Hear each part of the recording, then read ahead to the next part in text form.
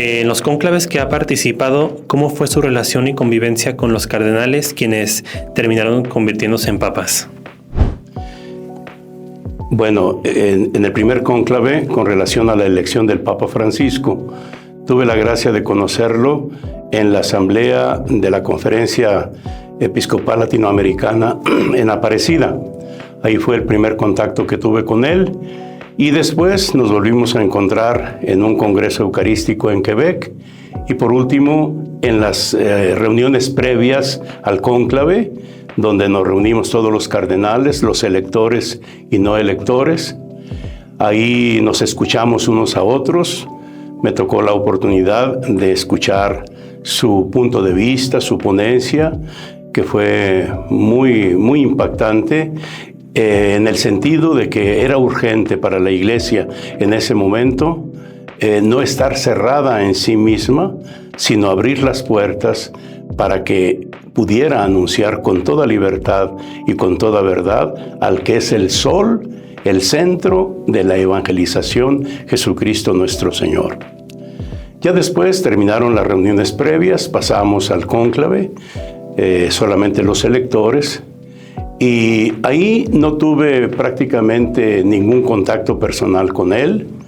Seguimos la dinámica, el protocolo de las votaciones, y pude ir viendo cómo la gracia de Dios Espíritu Santo se fue fijando en él a través del voto, a través de la voluntad de los cardenales, y por fin resultó él el electo.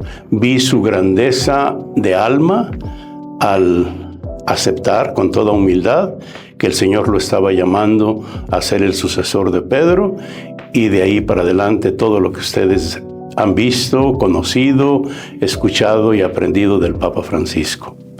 Para el segundo cónclave, para la elección del Papa León, la dinámica fue semejante en el sentido de que previo al cónclave tuvimos las reuniones previas todos los cardenales, tanto los electores como los no electores, y de nuevo la misma dinámica de escucharnos libremente, ampliamente, todos sobre los aspectos más urgentes de atender la Iglesia en este momento, el perfil de Papa que pudiera necesitar la Iglesia en este momento, sin mencionar nombres, sin dar perfiles específicos de personas, sino en general. Pasamos al cónclave y otra vez,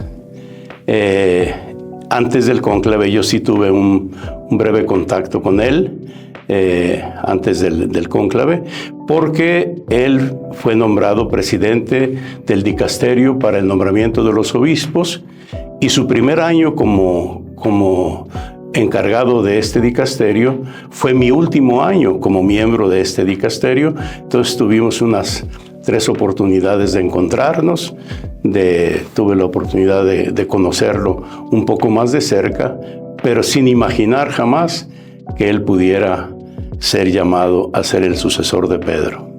Esa fue mi relación previa, pero ya dentro del cónclave, otra vez el apreciar, el descubrir cómo actúa el Espíritu Santo en el corazón de cada uno de los electores, cómo se va formando el consenso y cómo de manera libre, completamente libre, espontánea y claro, con convicción cada uno de los votantes, pues elegimos al Papa León. De nuevo me impactó su entereza, su claridad de objetivo, si Dios lo llamaba, su aceptación plena, y eso es lo que ha manifestado en este primer año de su pontificado, una absoluta disponibilidad a la gracia de Dios para servir a la Iglesia universal. Muy bien.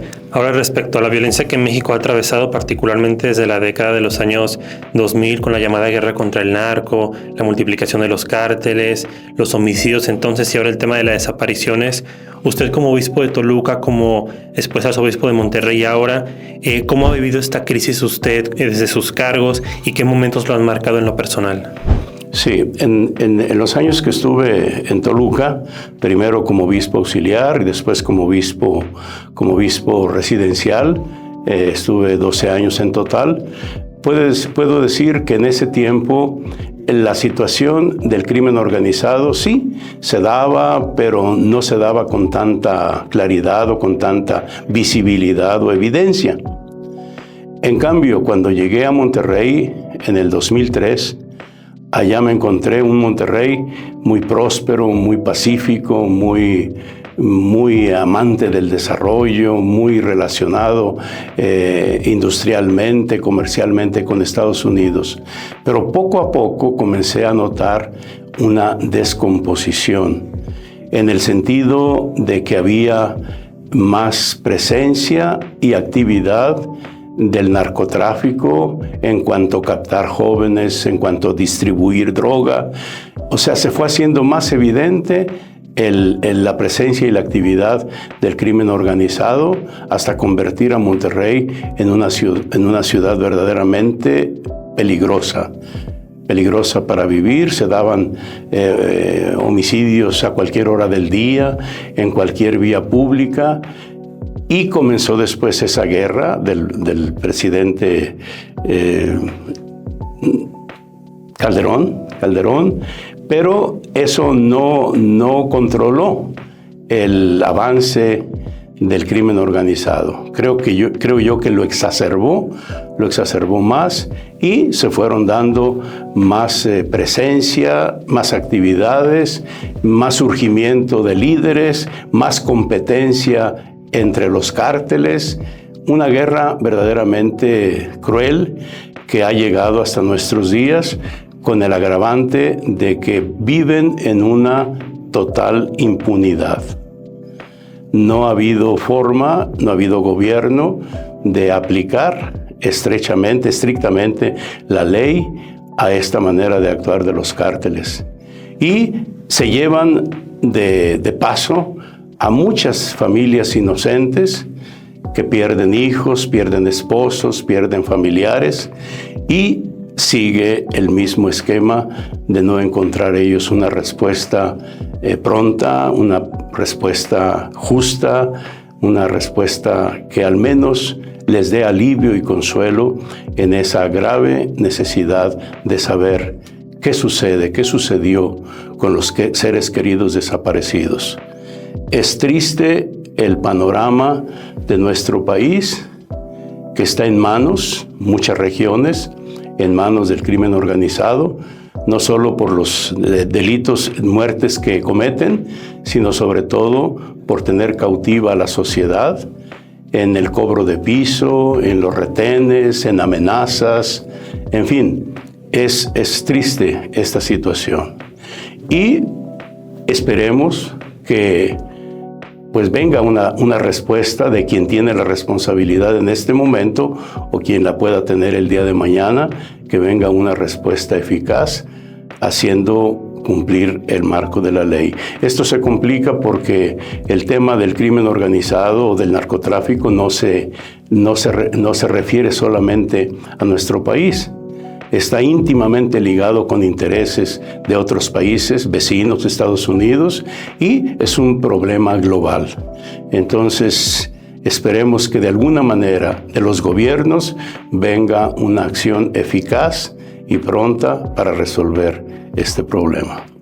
Muy bien, finalmente, con la tecnología dentro de la Iglesia Católica, pasando de la radio, el telégrafo del siglo pasado hasta hoy en día con el Internet y la inteligencia artificial, ¿podría decirnos, por favor, cómo usted ha vivido con estas tecnologías a lo largo de sus 50 años de vida sacerdotal? ¿Qué cambios generacionales ha atravesado usted en relación con este tema? ¿Y cómo las ha usado para evangelizar? Sí, yo creo que los cambios y los adelantos en la comunicación, en la tecnología, son una gran ventaja, son de gran provecho. Yo he experimentado que poco a poco el campo, el horizonte de la evangelización se abre cada vez más, precisamente gracias al adelanto y al progreso de los medios de comunicación. Y esto es muy favorable.